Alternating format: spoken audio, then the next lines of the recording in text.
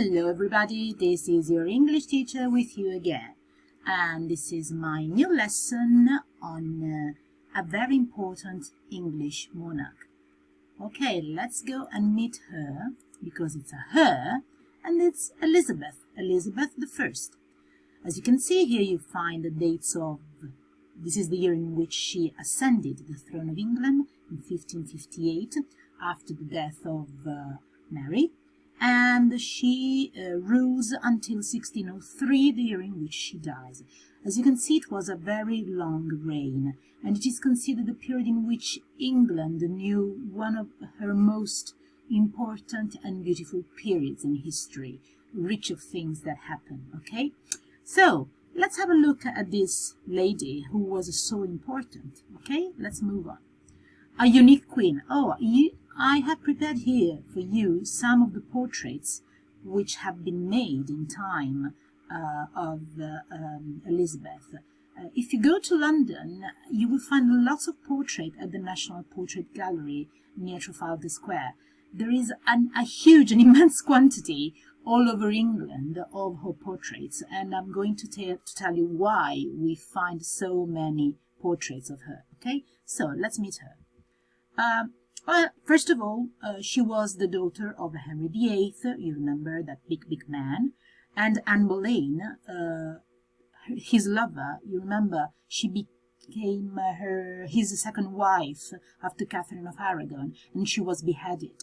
And they only had this child, this girl, who was christened Elizabeth. Okay, so they just had this daughter.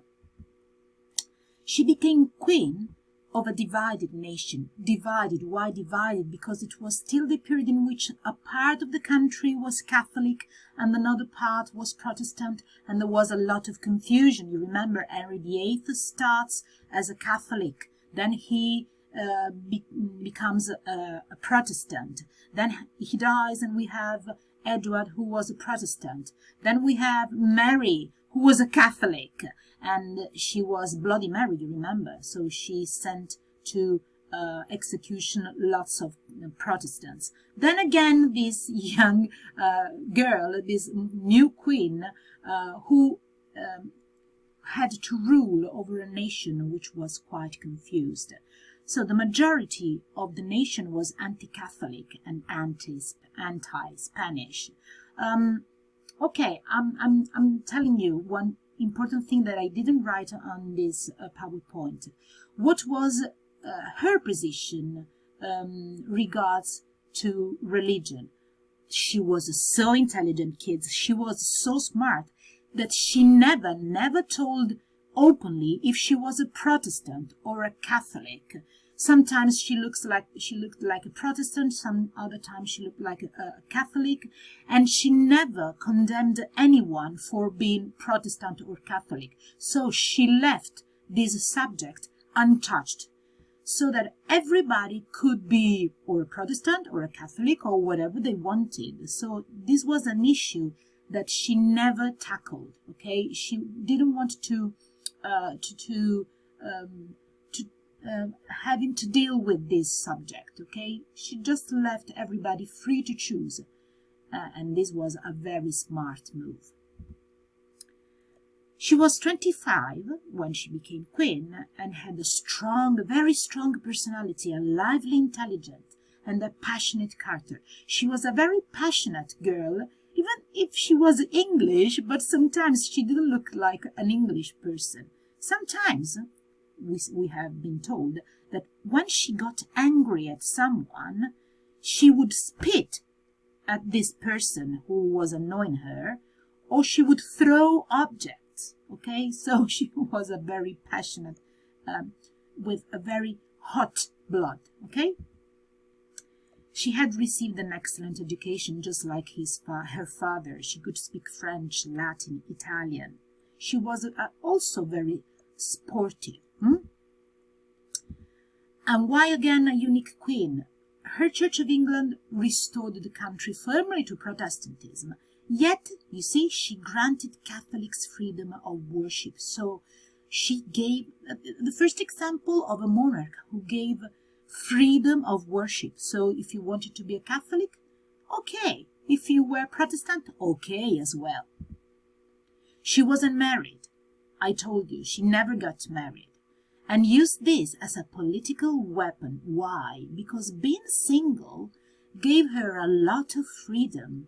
Because without a husband, she could do whatever she wanted in a world in which men were considered more important, were considered the real power. And she was also given the possibility not to yield to any compromise and not to accept any compromise with other countries. Because, you know, some important princes wanted to marry her, French princes, Spanish princes, but by so doing, if she got married to one of these princes, she would be not so free, okay? She would have to obey some rules, to accept some compromise. While being free, she was free to do whatever she wanted. What a smart lady. She said that she was married to her people. She didn't need any husband because her true husband was her people, okay? So the nation. She was married to the nation. And she was famous as Virgin Queen, also during her lifetime, because for two reasons. Because she was not married. Mind you, guys and girls, she was not virgin at all. I mean, she had lovers, she had fiancés, okay? She liked men, okay? But she had relationships with men, different men in her life, but she never got married. So she was called the Virgin Queen for this reason, but also because she wanted the nation to look up at her like a model, like a new Madonna. I'm saying Madonna, but I don't mean the singer, okay? Madonna, the singer, the pop rock star, okay? But just like Madonna, the Holy Virgin Mary, okay? So she wanted to be considered as something sacred, okay? Something holy. Okay, you remember I told you about this portrait in which we can see Elizabeth with a beautiful, enormous dress, which was the sign of her power. But also, look down. You can see her feet, and they are trampling on a map of the world. This was the symbol of the fact that she was ruling the world, okay? She went royal progresses. Now, you will hear, and maybe you will read this expression, royal progresses. You know what this means? Royal progresses were like tours, okay? Like rock stars who go on tours all around the nation or different countries. So, she had understood that it was very important for people to look at her, to meet her, okay? And so she went on these royal progresses. Royal progresses were royal voyages, like tours all around the country, to be seen and to get to know her people, to show herself in all of her power. And for that same reason, she sent a lot of portraits all around her kingdom, also to the places where she couldn't go or that maybe were too far from London. If she could not go there, she sent her portraits. That is why we have so many portraits of Elizabeth, just like photographs, okay, all around the country, in all important palaces, in all the mansions and the castles of her noblemen, all scattered around the kingdom, okay, so that all the people had the impression that she was always there with them. She inspired and promoted literature, music, drama, and poetry. She was very keen of all kinds of artistic expressions. She loved poetry. She loved the drama. And of course, she protected the arts. And Shakespeare was one of her favorite artists. That is why during this period, drama blooms, flourishes, because it was the queen who loved that kind of art. And so she promoted these kinds of art. Not only Shakespeare, of course, but there were a lot of other playwrights, poets, writers, and she loved them all. She loved culture. She recognized Spain as her main trade rival and enemy. During this period, Spain is the enemy. Spain is the country to defeat, okay? So actually there was a very tough war between England and Spain in this period. And guess who won? She expanded exploration and overseas trade. You see, this picture shows this. She was expanding her kingdom beyond the limits of United Kingdom and of Great Britain, okay?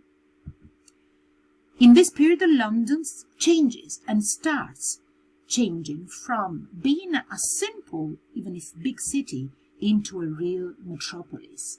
The city becomes bigger and bigger, and it's really a capital, okay?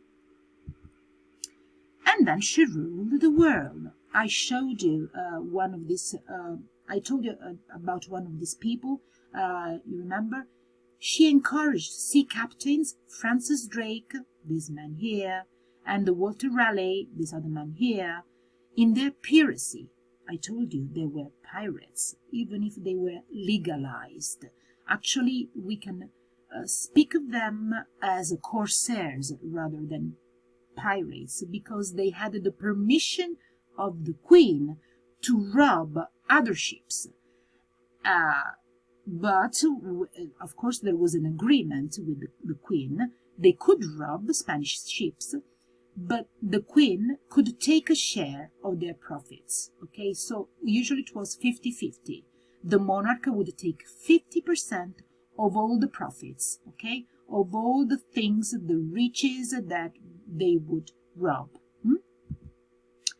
And I was speaking about this incredible war against Spain, and of course there was a big, incredibly famous battle against the Spanish Armada in 1588. And she won against the Spanish Armada, even if the Spanish Armada was much bigger, much more organized than the English Armada, the English ships. But the Queen was helped, okay? They didn't have so many ships as the Spanish, but thanks to bad weather, because that day there was an incredible, terrible weather, and also because of a good dose of luck, the English and Queen Elizabeth won, defeated the undefeatable Spanish Armada, okay? So, of course, she became the heroine of the country. And then she laid the basis of England's empire, okay? We are going to speak about English empire in the 19th century, yes, in the 19th century. But she laid the foundation. She prepared the empire by chartering 7 companies. So she put up 7 trade companies, including the East India Company. Kids, this is the period in which English people start using and consuming tea, because it came from India and also from China. So trade started with these new countries, and so new trade companies were necessary in order to guarantee this trade, this buying and selling things from other countries. And of course, we have the birth of a new kind of occupation, colonization, okay? It will start in this period and it will go on for centuries. It started in the name of trade, but then it became something more than just trade, okay? So this is my presentation about Queen Elizabeth I. I hope you have understood and appreciated it. Okay, now just study.